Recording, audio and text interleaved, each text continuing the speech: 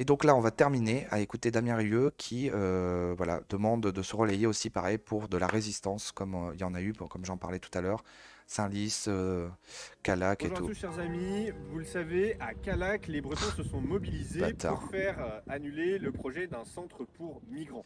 Mais la politique d'Emmanuel Macron continue, il veut répartir les migrants dans nos campagnes et je suis aujourd'hui à Corlay, dans les Côtes-d'Armor, avec Marie-Pierre qui va vous parler de ce nouveau projet d'implantation. L'association Ville d'Aïs a acheté à Corlay une grande maison à un particulier pour y loger 5 familles de migrants.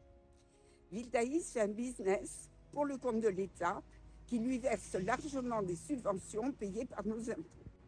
4 familles de migrants ont été installées dès le 23 janvier, venues de Syrie et d'Afrique. Le maire et son conseil municipal ont tenu secrète cette information pour ne pas entraver la réalisation de ce projet par les réactions des habitants et de Reconquête.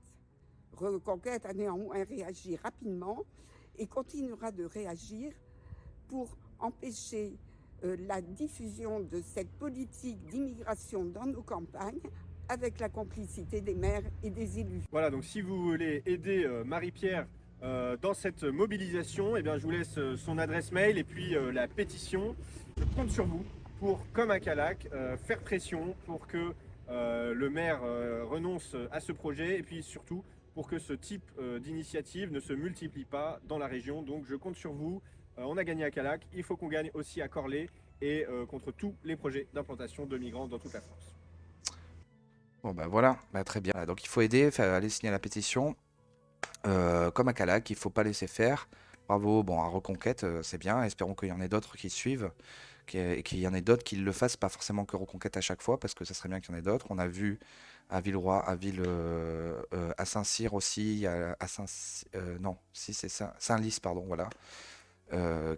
Et donc là, Corlay, il faut continuer à résister, à aider ces gens et partager cette information pour que, en fait, on empêche le grand remplacement dans les campagnes. Je sais plus ce que c'est le terme qu'a utilisé Macron pour parler de grand remplacement, mais à sa manière, comme Mélenchon parle de créolisation.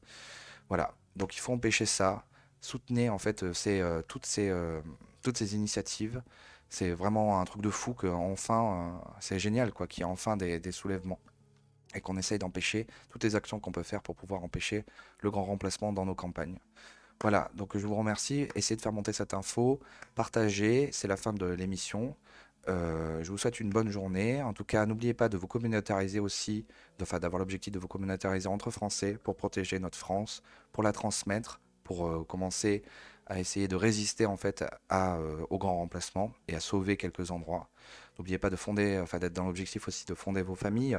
Si vous n'avez pas eu la chance de fonder d'avoir une famille qui vous a soutenu, je peux vous dire que avoir une grande famille, c'est quelque chose de magique. Moi, j'ai vécu ça et ça m'a tenu pendant toute ma vie.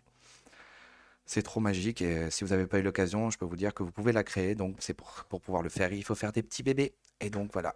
Donc je vous souhaite une bonne journée, passez une bonne semaine, un bon lundi, bon courage pour votre travail. Et maintenant on va aller au travail.